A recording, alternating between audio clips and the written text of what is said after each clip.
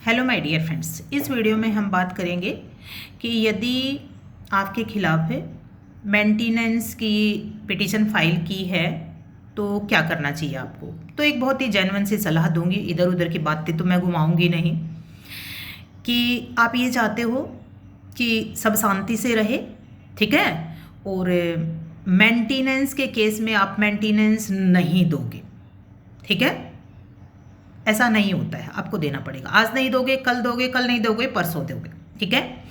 तो इसीलिए ये आपके मेंटल स्टेटस पे डिपेंड करता है कि आप कितने दिन तक बियर कर सकते हो कि कोर्ट आपको डांट मारे, आपको धमकी दे कि भाई मैं आपको जेल भेज दूंगा, मेंटेनेंस दे दो, ठीक है। तो उससे अच्छा ये है कि आप थोड़ा थोड़ा जितना भी दे पाते हो उतना मेंटेनेंस का अमाउंट दे दीजिए, ठीक है। तो सबसे पहले तो मैंने ये बता दिया है कि मेंटेनेंस का अमाउंट आप नहीं दोगे तो काम चलेगा क्या? बिल्कुल नहीं चलेगा, आपको देना पड़ेगा, ठीक है। मैं ये नहीं कहती कि आप जेन्युइन हो, आपके साथ गलत हुआ है फिर भी क्यों दे, भाई कानून है। और मेंटेनेंस का अमाउंट अगर कोर्ट ने ऑर्डर ग्रांट कर दिया है कि देना पड़ेगा तो देना पड़ेगा, पहली बात। दूसरी बात, तो क्या ये सही है कि आपको परेशान भी कर रही है लड़की और आप उनको मेंटेनेंस भी दो? नहीं है। सच में ही 498A के झूठे मुकदमे दर्ज होते हैं और 99% झूठे मुकदमे दर्ज होते हैं, ठीक है।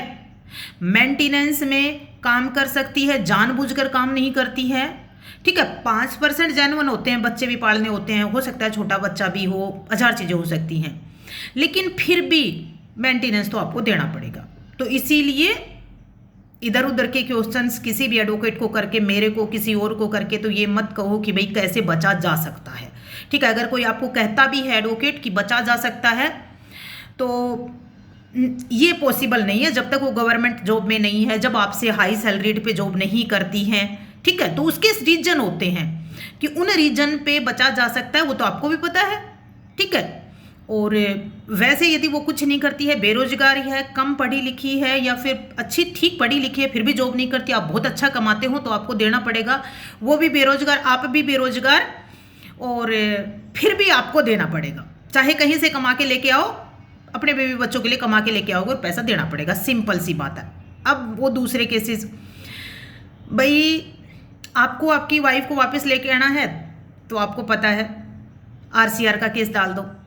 यदि आपकी वाइफ को नहीं लेके आना, आपको डाइवोर्स आपको चाहिए तो कोई बात नहीं, डाइवोर्स फाइल कर दो, आपके पास ग्राउंड्स हैं। भाई आपके साथ किसी तरह की मेंटल क्रूएल्टी वो कर रही है, आजकल तो honourable supreme court, honourable high court इतने अच्छे अच्छे जजमेंट देती है कि यदि कोई लड़की ये भी कहती है कि माँ बाप से अलग रह जाओ तो भी आप क्रूएल्टी में डाल सकते हो, ठीक है। लड़कों के फेवर में भी जजमेंट आने लग रहे हैं, लेकिन थोड़ा सा तो लगता है क्योंकि कानून लड़की के फेवर में है।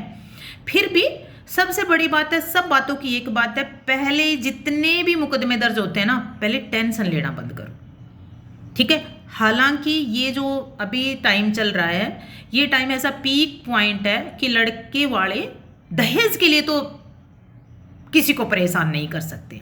आपकी विचारधारा नहीं मिलती होगी, मानते हैं, लेकिन दहेज नहीं मांगते हैं, ठीक है, और दहेज के लिए परेशान नहीं करते हैं। और यदि करते होंगे तो वो एक्सेप्शन केसेस में है, ठीक है, वो अपवाद है ऐसा करते होंगे तो। लेकिन फिर भी आपको थोड़ा 498A के जब भी मुकदमे दर्ज होते हैं तो आपको थोड़ा मेंटली स्टेबल होकर तब काम करना पड़ेगा, ठीक है। और हाथ पे हाथ धरे तो काम चल नहीं सकता है भाई, लड़के वालों को भी कुछ ना कुछ तो प्रोसीड करना पड़ेगा लीगली तरीके से। ऐसा नहीं है कि आपके घर के बाहर खतरा बैठा हो और आराम से आप बैठे हुए हो और वो खतरा अपने आप चला जाएगा, ऐसा तो नहीं होता है ना। तो इसीलिए किसी अच्छे एडवोकेट से मिलिए और अपना वहाँ पर मेंटेनेंस के लिए, जिन्होंने भी मेरे से पूछा था कि मेंटेनेंस ना दूँ तो मैडम चलेगा क्या, बिल्कुल नहीं चलेगा, ठीक है। तो इसीलिए थोड़ा दो, जितना कमा के थोड़ा दे सकते हो। कोर्ट को जेन्युइन बात बताओ कितना इतना धीरे धीरे दे सकता हूँ मैं, ठीक है। बाय, जय हिंद, जय भारत। आपको आपकी जिम्मेवारी पूरी करनी होगी, कानून के अनुसार आपको चलना होगा।